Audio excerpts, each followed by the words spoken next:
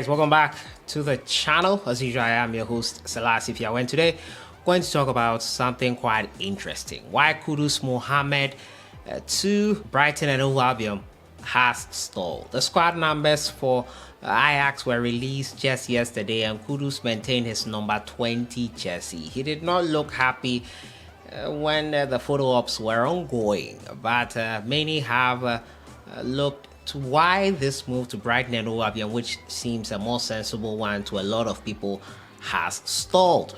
Today I've gotten some insight on it, which I'm going to share with you. We're also going to talk about ERNEST NUAMAH. He's become a person of interest for AJAX as a replacement for Kudus, should he decide to leave. Stade Reims also have made a bid for the FC Nordsjælland 19-year-old sensation, who is enjoying life in the first few weeks of his season with his club side. We'll look at all those stories today. As usual, subscribe if you have not. Click on the notification bell to get more updates. We'll jump right into it and talk about Kudus Mohammed. But before then, Sahara Football merch links are always in the description. Don't forget to purchase the merch. They go a long way to help the channel grow and produce more content for you. The AFCON is coming, Ghana Black Stars game, friendlies also in the United States, all that for you. Purchase the merch to make all these things possible. It goes a long way to help us. Kudus to Brighton and Hove Albion. On Saturday, it was made official that Brighton had made an official bid and agreed terms with AJAX. It was left with the player side of things. Since Saturday that news broke, Sunday, Monday, we are now on Wednesday, and still nothing forthcoming in that respect. Many have been wondering, why would the player be stalling? What is happening on personal terms? What doesn't Kudus Mohammed agree to or understand in this contract negotiations? Well, the truth is that Kudus wants something from Brighton and Hove Albion, and Brighton are of the opinion that probably they might not be able to offer it to him. The issue is the release clause problem. Kudus wants one, Brighton don't, and that is because of the issue Brighton are currently have with this young man Caicedo. We know what happened last time out when Arsenal were in for Caicedo and Brighton were stalling in him because of the release clause issue they had. The history, especially most recent one, of Brighton holding on to unhappy players or players who want to move on to another club, is what is an issue for Kudus. Kudus wants a release clause, an amount of money which, when it comes in, he would be allowed to move on to another club. That is exactly what is stalling his move to Brighton. Brighton don't want to put a figure on it. They want to be the ultimate deciders on the terms he would use to leave the club. And you cannot fault the young man. He does not expect to stay at Brighton for the whole of his career. And if what is happening to Caicedo happens to him, he would regret it, or he would not be happy with that. He wants a way in which he's assured that should the right money come in from a club he might be interested in moving in for, he should be able to do that without any long processes. That's the case with Caicedo. Caicedo decided not to play for a while. He was removed from the team for a couple of games. He came back in, got signed 5 years, and now that Chelsea are coming in for him, Brighton are saying £100 million plus. We don't know if that is the release clause. The whole back and forth, Kudus doesn't want that for him when he probably impresses enough and other big clubs decide to go in and come in for him and bid for him, and it becomes an issue altogether. And that is exactly what has stalled this move. Those are the reasons why the personal terms have not been agreed. Kudus Mohammed and Brighton, that is it. And you cannot blame the young man for that. I think it does make sense. When I got wind of this information on Twitter, I was like, yo, it does make sense to a certain point.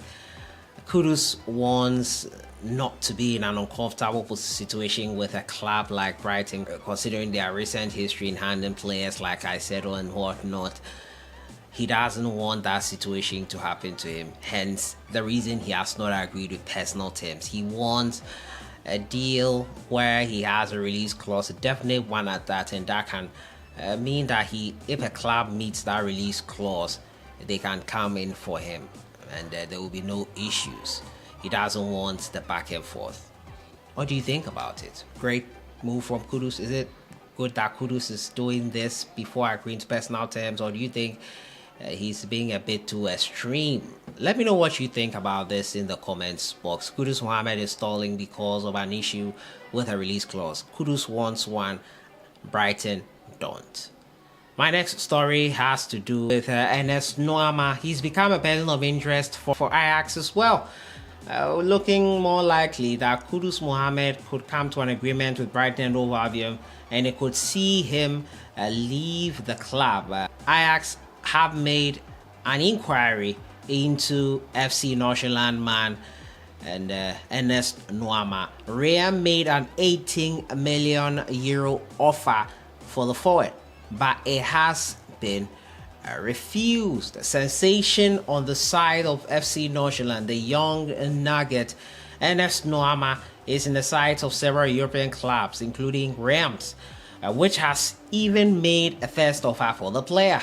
It's a name we should hear for a few more years. Since his debut on the side of Nordsjælland, the young Ghanaian striker has been talked about. Arrived in the winter of 2022 in Denmark, his hard-working, hard-hitting, very technically gifted winger quickly made people talk about him. 12 goals and 4 offerings, 4 assists in 30 matches last season, and inevitably caught the eye of European teams. This summer, his name also came back with insistence on the side of PSG. The capital club looked at his profile, considered interesting in particular for his ability to take death and swallow passes. The press even revealed that PSG had gone on the attack in this case, with the first offer sent to the club. But aware of the value of the player, Nordsjælland did not hesitate long before refusing the first advances for the Parisian management. At the same time, Paulo Fonseca's Lille and Rem had also showed interest in the player. Several weeks it seemed that the rumors around the player had died down, at least in appearance, because according to information, Rem did not let go of the player at all and even drew a first 18 million euro bid, a huge offer from Rem, but which was not enough to convince Nordsjælland, who again refused it. Other clubs are closely monitoring the profile of the player, who has already scored 4 goals, delivered 1 assist in 3 matches so far this season. According to the reports, AJAX is also in the race, while Kudus Mohammed's Ghanaian nugget of AJAX is very close to committing to Brighton.